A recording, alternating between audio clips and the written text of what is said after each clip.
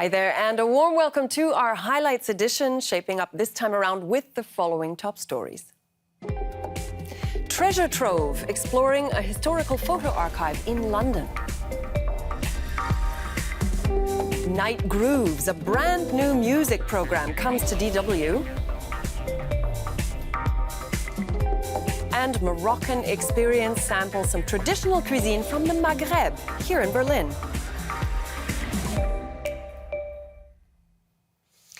The Getty Images Hulton Archive in London is a veritable treasure trove of photography. And as its stock of pictures from the last century and a half is painstakingly digitalized to preserve them for future generations, ever more stories come to light. Well, the pictures range from historically relevant events and personalities to everyday occurrences, many capturing the zeitgeist of an era past better than a written article ever could. So we met up with the archive's vice president to see what this stunning collection has to offer. Pop stars Keith Richards and David Bowie. Ernest Shackleton's Antarctic expedition of 1914. Artist Pablo Picasso. The Berlin Wall, November 1989. Muhammad Ali's title fight, 1965. All these photos, along with many, many more, can be found here at the Getty Images Hulton Archive in London. 80 million pictures from 150 years of photographic history. Vice President Matthew Butson is the guardian of this treasure trove. Even though he's worked here for 30 years, he doesn't know every photo by a long stretch. But he has plenty of stories to tell. Dietrich, Marlene. And this is just one particular file. We have dozens on Marlene. Where was that? At Victoria Station? Somewhere. So it was, she was taking out a load of children for some strange reason for the Country Holiday Fund. I love this shot. So these what they call nippies or waitresses, they're teaching the little trainee chef how to do the black bottom dance. The Hulton Archive is the property of photo agency Getty Images. A staff of 25 work to make the stocks of images available to the media, galleries, and private individuals. They're responsible for gems like the original film stills and studio photos from the shooting of Fritz Lang's classic movie Metropolis in 1927. Now you've got the very famous shots that everyone, will recognise, and maybe certain shots that you don't recognise. This is where photography becomes art, even though it wasn't shot for that purpose. So far, fewer than 1% of the pictures have been digitized. For 25 years now, Richard Davis has been working to increase that percentage. Here, digitizing is more than tossing a picture onto a scanner. The generated files have to satisfy the most demanding criteria, and so the process can be very involved and time-consuming. For example, making a decades-old faded negative look like it did when it was taken.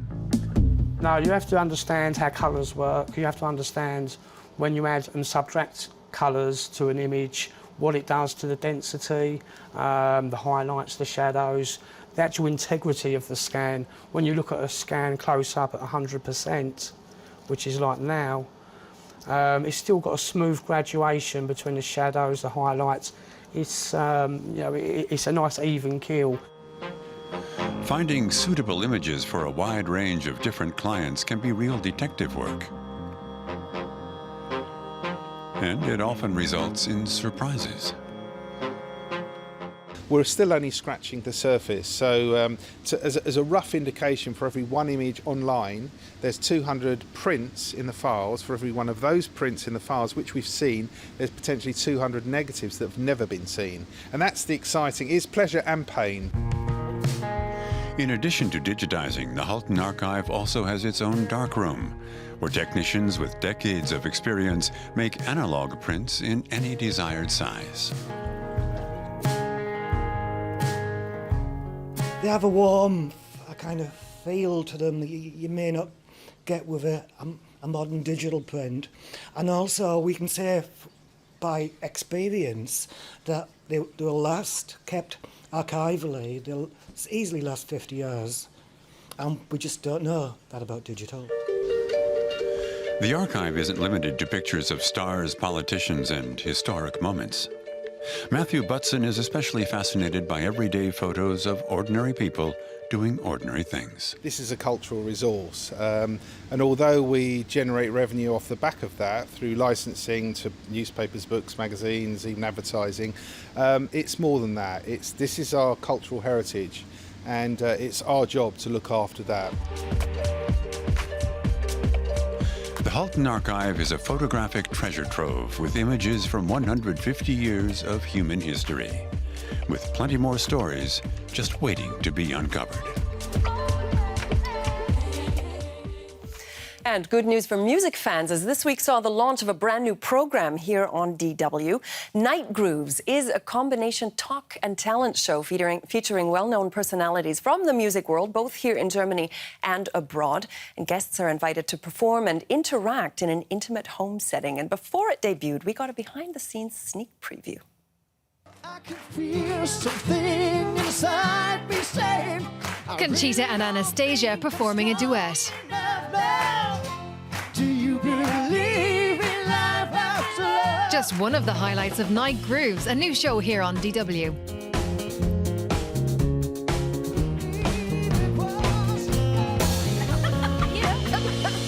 I would love to have more shows like this. I would love to have more shows that are more organic and more geared towards the musician.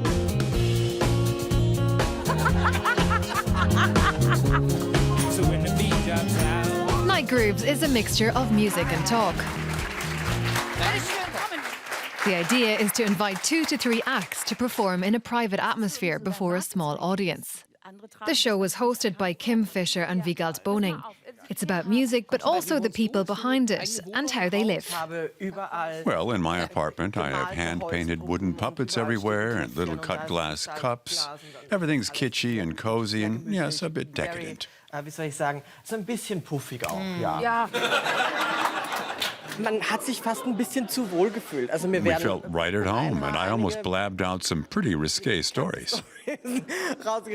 When you're sitting there and everyone's chatting and relaxed, you feel at ease. It's cleverly done if you want to get people to share their secrets. Geheimnisse hören will. Night Grooves is shot in the Bauhaus Villa Haus Schminke. It's a unique setting for DW's weekly private concert show.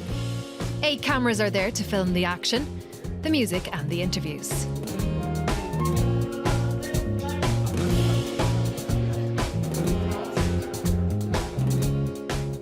DW developed the idea for the show together with German public broadcaster MDR. The basic idea is intercultural dialogue, and the whole thing takes place in the area of music. We try to truly bring together German and international musicians and hope that this setting in this very special place results in some special music. The setting truly is extraordinary. Haus Schminke is known the world over.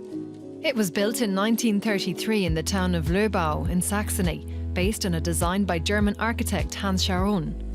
The villa is considered one of the best examples of the new objectivity style in architecture and combines organic forms, open spaces, and a link with nature. Today, Haus Schminke, formerly home to a factory owner, is a public monument. I think that this show illustrates how this building can be used for a television format. The building just seems to lend itself to being used like this. It combines transparency, connection to nature and the private spaces once used by the Schminke family. It's a great story, one that tells what the house was originally conceived for. Geschichte, die erzählt, wie das Haus eigentlich gedacht war. Night Grooves makes the house come alive and offers a lot of space for improvisation. In this show, Conchita challenges Kim Fischer to a duet. Wiegald Boning tests Anastasia's dance skills, accompanied by rock band Sicily. Du möchtest ewig leben, Dankeschön. Viel Pudding an der Querflöte. It's impossible to say precisely what will happen on any given evening in Haus Schminke. In the basement, director Volker Weicker and his crew try to capture moments of spontaneity. Das ist so ein bisschen das Thema, was man zusammenbringt. The challenge is to bring together the house, the location, the fact that these bands are interacting with one another and with the hosts. And we want to capture those interactions. Zwischen den Musikern entwickelt. It's music without filters. Still be there for me. Warst du schon mal in Löbau in Sachsen? Here, British musician Marlon Rudette meets Silly, which started out in communist East Germany, and discovers they all have a lot in common. I think this show is so important to bring great live musicians together, small crowd, intimate vibe, a lot of freestyling, a lot of different things happening. It's not all, strict, and that makes you feel like you can breathe as a musician. Yeah. Silly in the house. Unique musical moments brought to you every week in our new show, Night Grooves. When the beat drops out and the people gone, you still be there for me, child. When the lights go out and the morning comes, we still be there for me. Well, it's no exaggeration to say the German capital is a melting pot of cultures these days, as people from no less than 189 countries now call it their home. So it stands to reason that they have influenced the city's culinary scene, as many of them have brought a taste of their homeland and their cultures with them. Well, one of them is Driss Hagoud from Morocco, who has recreated his very own Kasbah in Berlin. I think the first thing which attracts me for Berlin is the green, because it's the greenest city in Europe. And also, I love the east side of Berlin. And it's changing every day, and I love it. That's why Driss Hagoud opened his Moroccan restaurant, the Kasbah, in the Mitte district of former East Berlin. The area is also called Spandauer Vorstadt. Many old buildings here are over a century old. Most buildings are listed. The district is also known for its many art galleries. Driss Hagoud has been serving dishes from his Moroccan homeland at Kasbah since 2003. Besides good food, he offers an insight into Moroccan culture. I live here now, I'm part of here, and I got kids here. And I want my country to have part in Deutschland, in Germany, especially in Berlin. Many people come to me and they go to Morocco only of these things, of this decor. Like, it's like my country exists in Germany. Driss Hagoud decorated his restaurant like a Moroccan salon where people meet to drink tea and dine. He had the furnishings built in his hometown of Fes, according to his own design.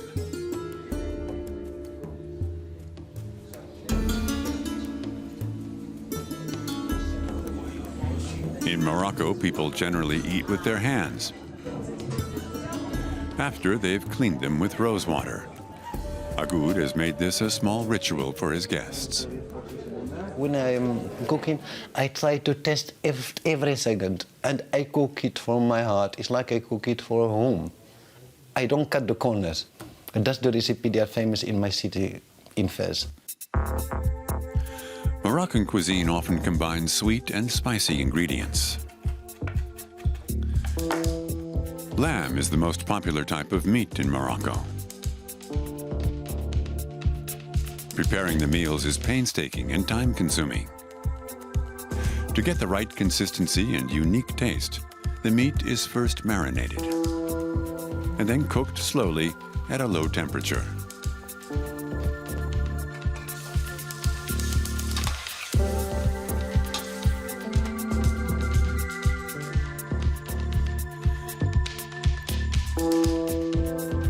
The meals are flavored with rose or orange water and honey.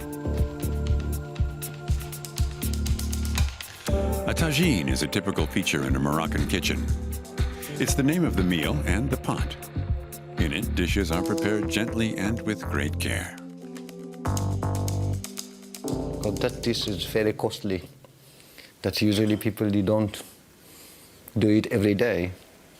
And yeah, it takes a long time. So it was only when he had some good friend of my parent coming home. Driss Agoud was born in Fez, Morocco's third largest city, in 1962. At the age of 17, he went to Paris to study to become a structural engineer. Afterwards, he moved to London, and because he was short of money, he worked as a dishwasher and waiter. After he met his German wife, Ingrid, they decided to move to Berlin in 2002 and open their own restaurant. All my friends didn't like it. They said to me, "You're crazy," because I give notice to my job. I put my flat in sale. I just came here and they don't speak German, and how I'm going to earn my living. And he told me that it would be hard, but I like, because this kind of life is not boring life, and I love it. The heart of every Moroccan house is the riad, or inner courtyard. It's a small oasis of tranquility in the busy city. The Kasbah has a riad too, and Driss opens it for guests in the summer. اليوم طيبنا الطاجين الحامض بالقوق وبالقرفة وبالعسل وغنتربيوها مع الخبز ديال الدار ونتمنى لكم أكلة شهية وبالصحة والراحة. The Italian island of Sicily is hardly known for its modern architecture, but we're off to visit a luxury home there in the southeast of the island that combines traditional architectural components with modern conveniences, all the while keeping sustainability as a top priority.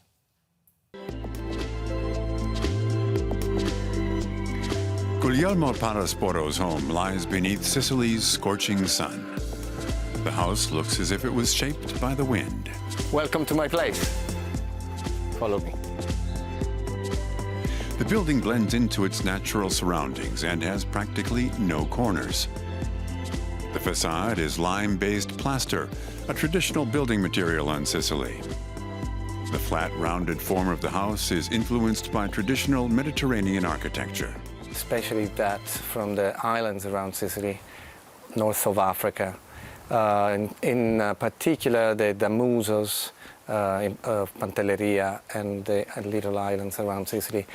Some traditional Moroccan and architecture from Maghreb. That's what inspired us. A spacious kitchen dining room is the focal point of the 120 square meter house. Colorful accessories and art provide the only accent to the stark white of the interior. This is meant to be the heart of the house. The warmth irradiates from here on. We have the sun coming in, the chimney right behind your shoulder. The coziness of the place is all here, and all the activity is supposed to start from here and irradiates to the rest of the house. Parasporo spends several months of the year here with his family. The furnishings are practical but well designed. A freestanding bathtub helps residents cool in the summer. Even when the mercury climbs to 40 degrees Celsius, it's still cool indoors. The windows are laid out so as to circulate cooling breezes within the house, and the thick walls insulate from the heat as well.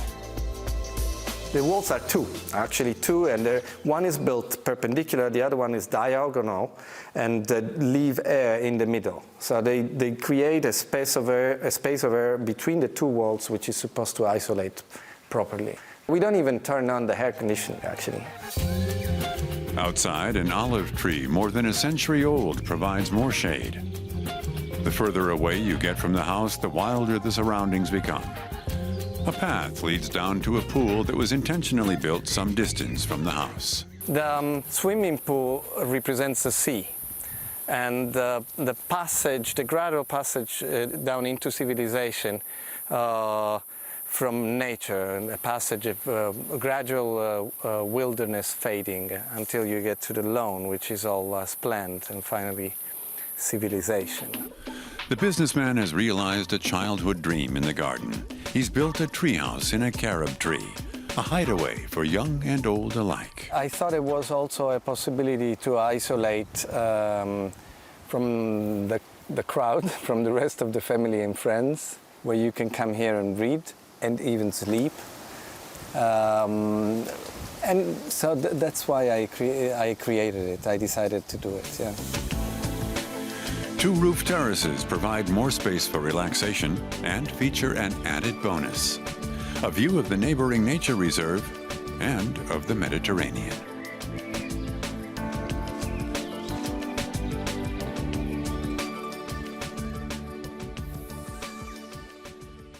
Well, this year in October marked 500 years since Martin Luther famously nailed his 95 Theses to the door of the castle church in Wittenberg, sparking the movement that became known as the Protestant Reformation. Well, one highlight of this anniversary year is a huge panoramic photograph designed by German-Iranian artist Yadigar Azizi.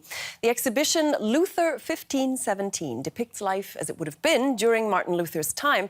And like Azizi's other works, it's about as close as you'll get to travelling back in time.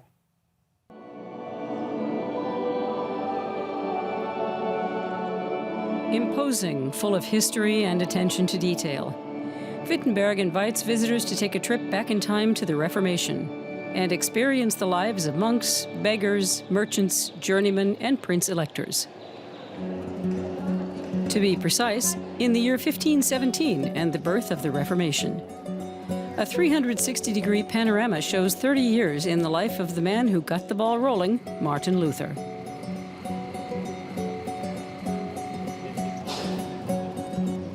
And this is where it all began. Luther is said to have nailed his 95 Theses to the door of Wittenberg's castle church, triggering the intense conflict between the Catholic Church, German princes, and scholars. This site has a special meaning for artist Yadigar Azizi. We are standing on the very spot. About 10 years ago, I stood in front of the gate after visiting friends and suddenly wondered how a man nailing a few scraps of paper on the door changed the world. Why wasn't I told as a child what happened here? The palace church is a central motif in Azizi's 360-degree panorama. Luther explains his theses to the people, shaking the Catholic Church to its core.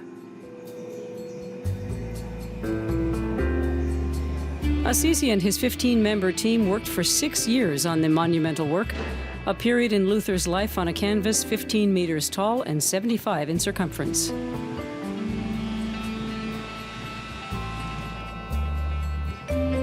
One major theme is the church's sale of indulgences, which outraged Luther.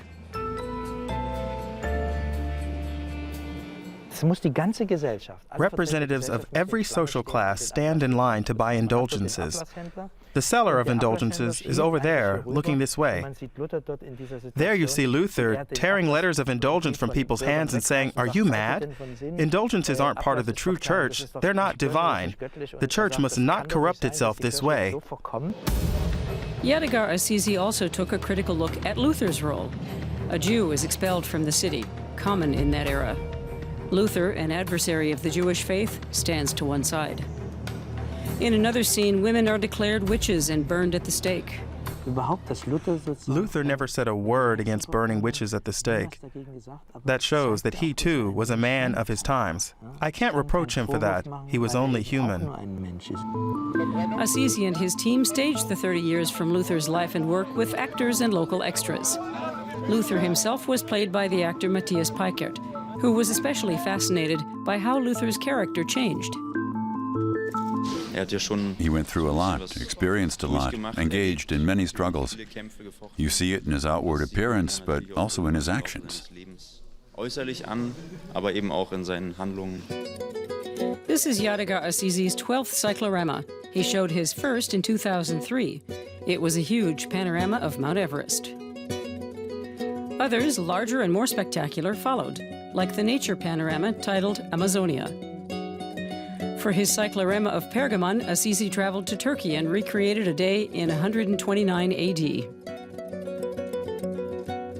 Since 2012, his Berlin Wall picture has shown people looking across the border from West to East Berlin on a gray November day in the early 1980s. Now, visitors can immerse themselves in the world of the Reformation in Wittenberg. The rotunda will remain open for another 4 years. Meanwhile, Yadigar Assisi is already working on new panoramas. And that's all for this edition of our highlights. So until we meet again, alles Gute aus Berlin und tschüss.